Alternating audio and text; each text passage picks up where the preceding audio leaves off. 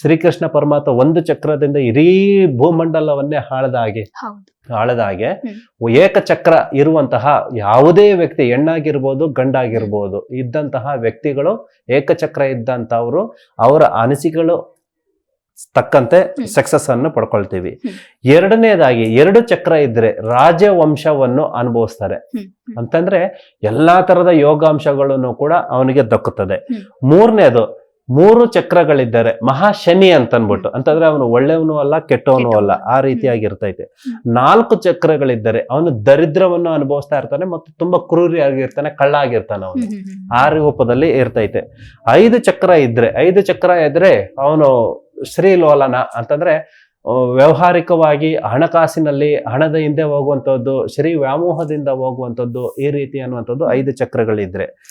ಮತ್ತು 6 ಚಕ್ರ ಇದ್ರೆ ಅವನು ಲೋಭಿ, ಅಂತಂದ್ರೆ ಕಷ್ಟಗಳೇ ಅನುಭವಿಸ್ತಾ ಇರ್ತಾನೆ. ಎಷ್ಟು ಸುಖ ಸಂಸಾರ ಇದ್ರೂ ಕೂಡ ನೋವು ಮತ್ತು ಜವಾಬ್ದಾರಿಗಳನ್ನ ಹೆಚ್ಚು ಹೊತ್ಕೋತಾ ಇರ್ತಾನೆ. ಜವಾಬ್ದಾರಿಗಳನ್ನ ಹೆಚ್ಚು ಹೊತ್ಕೊಂಡು ಎಲ್ರಿಗೂ ಕೂಡ ಒಳ್ಳೇದ್ ಮಾಡ್ತಾ ಇರ್ತಾನೆ, ಬಟ್ ತಾನ್ ಮಾತ್ರ ನೋವನ್ನ ಅನುಭವಿಸ್ತಾ ಇರ್ತಾನೆ. 7 ಚಕ್ರಗಳಿದ್ರೆ ಸುಖ ಶಾಂತಿ ಇರೋದ್ರಲ್ಲಿ ಎಲ್ಲಾ ರೀತಿಯಲ್ಲೂ ಹೇಳು ಬೀಳು ಕಷ್ಟ ಸುಖಗಳು ಎಲ್ಲಾ ವಿಷಯದಲ್ಲೂ ಕೂಡ 50-50 ಅನುಭವಿಸ್ತಾ ಇರ್ತಾನೆ. 8 ಚಕ್ರಗಳಿದ್ರೆ 8 ಚಕ್ರಗಳೇ ಸದಾ ಕುಷ್ಟಿ, ಅಂತಾರೆ ರೋಗಿಷ್ಟ, ಅನುಮಾನ ಪೀಡೆ ಮತ್ತು ಮಾನಸಿಕವಾಗಿ ಯೋಚನೆ ಚಿಂತೆಗಳು ಅನುಭವಿಸ್ತಾ ಇರ್ತಾನೆ. 9 ಚಕ್ರಗಳಿದ್ರೆ ಸಾಮಾನ್ಯವಾಗಿ ಅವನು ಗುರುವಿನ ಯೋಗವನ್ನು ತಲುಪಿರ್ತಾನೆ. ಒಂದು ಒಳ್ಳೆ ಜ್ಞಾನ, ಯೋಗ ಬಲ ಮತ್ತು 16 ಜನನ ಕೆಳಗಡೆ ಕೆಲಸ ಆಳುಗಳನ್ನ ಇಟ್ಟುಕೊಂಡು ಅಧಿಪತಿಯಾಗಿರ್ತಾನೆ. ಎಲ್ಲಾ ರೂಪದಲ್ಲೂ ಕೂಡ ಚೆನ್ನಾಗಿರ್ತಾನೆ. 10 ಚಕ್ರಗಳಿದ್ರೆ ಮಹಾಯೋಗಿ, ಅಂದ್ರೆ ಯೋಗಕ್ಕಿನ್ನೂ ಕೂಡ ಯೋಗ ಪುರುಷ, ಅವನು ಸನ್ಯಾಸಿ ಯೋಗವನ್ನು ಅನುಭವಿಸ್ಬೇಕು, ಆ ರೀತಿ ಯೋಗ ಇರುತ್ತದೆ.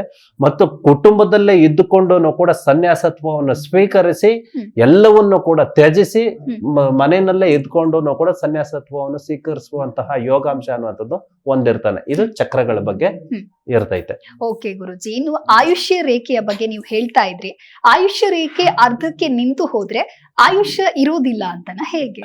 ಸಾಮಾನ್ಯವಾಗಿ ಆಯುಷ್ಯ ರೇಖೆ ಆಗ್ಲೇ ಹೇಳಿದ್ವಿ, ಆಯುಷ್ಯ ರೇಖೆ ಆಗಿರ್ಬೋದು, ಸತಿಪತಿ ರೇಖೆ ಆಗಿರ್ಬೋದು, ಧನ ರೇಖೆ ಆಗಿರ್ಬೋದು, ವಿದ್ಯಾ ರೇಖೆ ಆಗಿರ್ಬೋದು, ನಶಿಸು ಹೋಗೋದಿಲ್ಲ. ಅಂದ್ರೆ ಮೊದಲಿನಿಂದನೂ ಕೂಡ ಕೊನೆಯವರೆಗೂ ಮೊದಲೇ ಮಗು ಜನನ ಆದಾಗ್ಲೇನೆ ಪ್ರಿಂಟ್ ಆಗ್ಬಿಟ್ಟಿರುತ್ತೆ, ಅಂದ್ರೆ ಮೊದಲೇ ಇರುತ್ತದೆ. ಆದ್ರೂ ಕೂಡ ಈ ಮಧ್ಯದಲ್ಲಿ 6 ತಿಂಗಳು 7 ತಿಂಗಳು 8 ತಿಂಗಳು ವರ್ಷಕ್ಕೆ ಕನೆಕ್ಟ್ ಆಗುವಂತಹ ಸಣ್ಣ ಪುಟ್ಟ ರೇಖೆಗಳು ಇರ್ತಾವಲ್ಲ, ಈ ರೇಖೆಗಳಿಂದ ಅವುಗಳಿಗೆ ಅಡೆತಡೆಗಳಾಗ್ತವೆ. ಅಂದ್ರೆ ಸತಿಪತಿ ರೇಖೆಗಳಾಗಿರ್ಬೋದು, ಆಯುಷ್ಯ ರೇಖೆಗಾಗಿರ್ಬೋದು, ಮತ್ತು ವಿದ್ಯಾ ರೇಖೆಗಾಗಿರ್ಬೋದು, ಧನ ರೇಖೆಗಾಗಿರ್ಬೋದು, ಇವುಗಳಿಗೆ ಬೇರೆ ರೇಖೆಗಳು ಅಡೆತಡೆಗಳು ಬಂದೇ ಬರ್ತವೆ. ಈ ಅಡೆತಡೆಗಳು ಬರ್ತಾ ಇದ್ದಂಗೆ ಎಚ್ಚೆತ್ತುಕೊಂಡು ನೋಡ್ಕೊಂಡು ಅರಿವು ತಿಳ್ಕೊಂಡು, ಸಾಮಾನ್ಯವಾಗಿ ಗಂಡು ಮಕ್ಕಳಿಗೆ ಬಲಗೈಯನ್ನು, ಹೆಣ್ಣು ಮಕ್ಕಳಿಗೆ ಎಡಗೈಯನ್ನು ನೋಡಬೇಕಾಗಿರುವಂತಹ ಜ್ಯೋತಿಷ್ಯ ಶಾಸ್ತ್ರ. ಈ ಜ್ಯೋತಿಷ್ಯ ಶಾಸ್ತ್ರದಲ್ಲಿ ಹೆಣ್ಣು ಮಕ್ಕಳಿಗೆ ಯಾಕೆ ಎಡಗಡೆ ನೋಡ್ಬೇಕು, ಗಂಡು ಮಕ್ಕಳಿಗೆ ಯಾಕೆ ಬಲಗಡೆ ನೋಡ್ಬೇಕು ಅಂತಂದ್ರೆ, ಅರ್ಧನಾರೇಶ್ವರ ಅಂತಂದ್ರೆ ಶಿವ ಮತ್ತು ಪಾರ್ವತಿ. ಈ ಹೇಗೆ ಶಿವ ಮತ್ತು ಪಾರ್ವತಿಯ ಪ್ರತಿಯೊಂದು ಹೆಣ್ಮಗುನಲ್ಲೂ ಗಂಡಿನ ಅಂಶ ಇರ್ತದೆ, ಪ್ರತಿಯೊಂದು ಗಂಡಿನಲ್ಲೂ ಕೂಡ ಹೆಣ್ಣಿನ ಅಂಶ ಇರ್ತದೆ. ಹೀಗಿರುವಾಗ ಪ್ರತ್ಯೇಕವಾಗಿ ಇದರಲ್ಲಿ ವಿಶೇಷವಾಗಿ ಹೆಣ್ಮಗುಗೆ ಸಂತಾನ ಭಾಗ್ಯದಲ್ಲಿ ಕೆಲವರು ಬಂದ್ಬಿಟ್ಟು ಗಂಡು ಮಕ್ಕಳಿಗೆ ತೋರಿಸ್ಬಿಟ್ಟು ನಮ್ಗೆ ಗುರುಗಳೇ ನಮ್ಮ ಹಸ್ತರೇಖೆ ನೋಡಿ ಮಕ್ಕಳೆಷ್ಟಿದ್ದಾವೆ ಅಂತ ಅನ್ಬಿಟ್ಟು ಕೇಳ್ತಾರೆ. ಗಂಡು ಮಕ್ಕಳಿಂದ ಯಾವುದೇ ಕಾರಣಕ್ಕೂ ಕೂಡ ಸಂತಾನ ಫಲ, ಸಂತಾನ ಭಾಗ್ಯವನ್ನು ನೋಡೋಕ್ ಆಗದೇ ಇಲ್ಲ. ಜಿ ಕನ್ನಡ ನ್ಯೂಸ್ ಈಗ ನಿಮ್ಮ ಮನೆಯಲ್ಲೇ ನೋಡಿ, ಎಲ್ಲ ಕೇಬಲ್ಗಳಲ್ಲಿ ಈಗ ಲಭ್ಯ.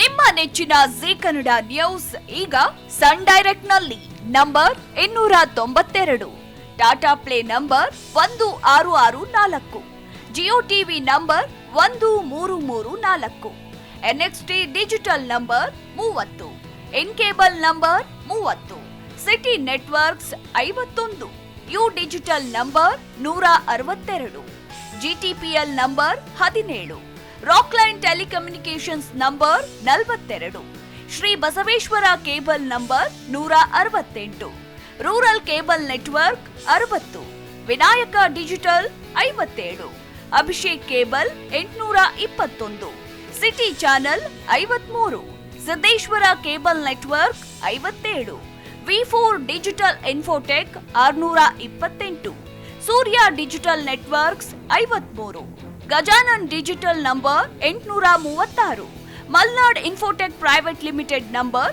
56, Metrocast number 830, Victory digital number 167ರಲ್ಲಿ ನೋಡಿ ಆನಂದಿಸಿ.